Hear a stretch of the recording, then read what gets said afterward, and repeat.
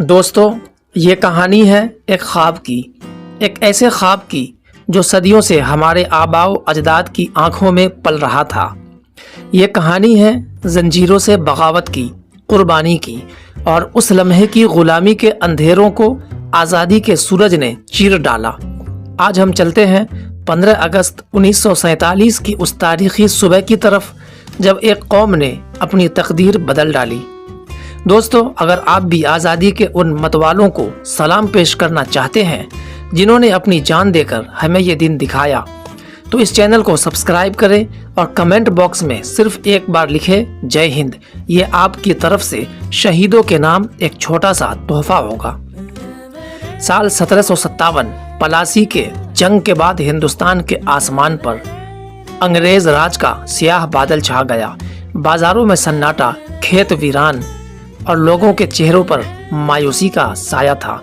जी हाँ दोस्तों, 1757 में बंगाल के नवाब सिराजुद्दौला को उसके मामू ने, जिसका नाम था मीर जाफर, गद्दारी करके अंग्रेज़ों का साथ देकर सिराजुद्दौला को बुरी तरह से शिकस्त दिलवाया और अंग्रेज़ों का बाकायदा यहाँ एम्पायर कायम हो गया। मजदूर अपने ही खेत में गुलाम की तरह काम करते, किसान अपनी पैदावार औने पौने बेचने पर मजबूर थे। एक छोटा बच्चा अपने बाप से पूछता है, अब्बा हम आज़ाद क्यों नहीं हैं? बाप आह भरता है, बेटा जब अपने हाथ बांध दिए जाए और ज़ुबान छीन लिए जाए तो गुलाम बन जाती है वो कौम। 1857 मेरठ की छावनी में गोली चलती है, एक सिपाही का खून जमीन पर गिरता है और बगावत की आग पूरे मुल्क में फैल जाती है।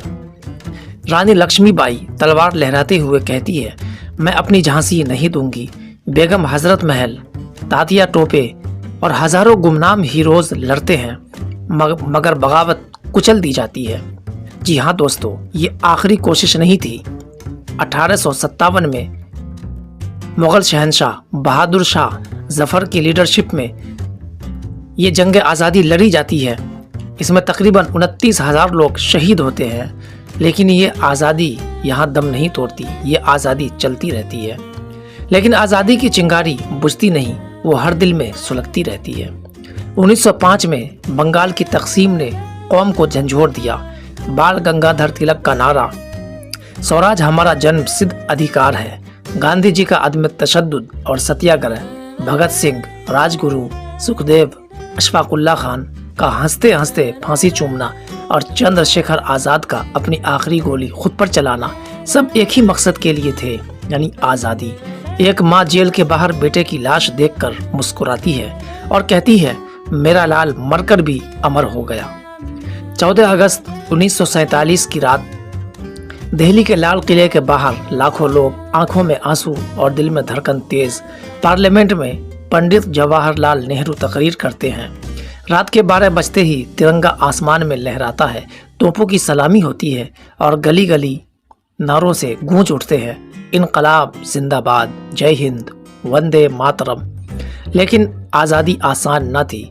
लाखों लोग तकसीम के जख्म सहते हैं, हिजरत करते हुए जान गंवाते हैं, रेलगाड़ियाँ लाशों से भरी आती है, मगर हर शहीद का खून तिरंगे के रंग में शामिल होता है। एक सिपाही का आखिरी खत माँ के हाथ लगता है, अम्मा मैं शायद वापस ना आऊँ, मगर जब तिरंगा लहराता देखना तो समझ लेना तुम्हारा बेटा उसके लिए जान दे गया। 15 अगस्त सिर्फ एक जश्न नहीं, ये याद दहानी है कि आज़ादी कितनी बड़ी कुर्बानी से मिली। उसे संभालना, उसकी इज्जत करना और आने वाली नस्ल को सिखाना, ये हमारा फ़र्ज़ है। जी हाँ दोस्तों, 15 अगस्त 1947 को जब देश आज़ाद हुआ था, तो जो इनको हीरोज़ थे, जिन लोगों ने अपनी शहादत पेश करके इस देश को आज़ाद किया था, उनको खिराज अक़ीदत पेश करने का दिन है। लेकिन आजकल हमारे देश का जो माहौल है, हमें ये कहते हुए शर्म आती है कि आज के जो सियासतदान हैं वो उनके नामों का इस्तेमाल तो करती है, लेकिन उनके नक्शे कदम पर चलने के बजाय उनके अगेंस्ट चलती है और सारे लोगों को बजाय एक प्लेटफॉर्म पर रखकर एक साथ लेकर चलने के, सबको बांटने की कोशिश करते हैं अपने वोट बैंक के चक्कर में। और आज की सियासत इतनी गंदी हो चुकी है कि सिवाय हिंदू और मुसलमान के अब कुछ बचा नहीं है। जो ज़मीनी मुद्दे हैं, जो ज़मीनी सतह पर काम करने चाहिए, वो बिल्कुल गायब है। यहाँ तक कि हमारा जो मीडिया है आजकल वो भी बिक गया है। लेकिन याद कीजिए 1857 से पहले वो क्या वजूहात थे कि आज़ादी को इतना बड़ा प्लेटफॉर्म मिला। दरअसल उस दौर में भी अखबारें थी, उस दौर में भी रिसाले शाये हुआ करते थे, लेकिन उस दौर के जो लोग थे वो आज़ादी के जद्दोजहद में ऐसे ऐसे तकारीर, ऐसे ऐसे मज़ामीन शाया करते थे जिससे लोगों के अंदर जोश और वलवला पैदा होता था और अपने हीरोज़ का साथ देने के लिए, अपनी जान का नजराना भी पेश करने के लिए तैयार रहते थे। तभी हमें आज़ादी मिली। आज़ादी इतनी आसान नहीं थी।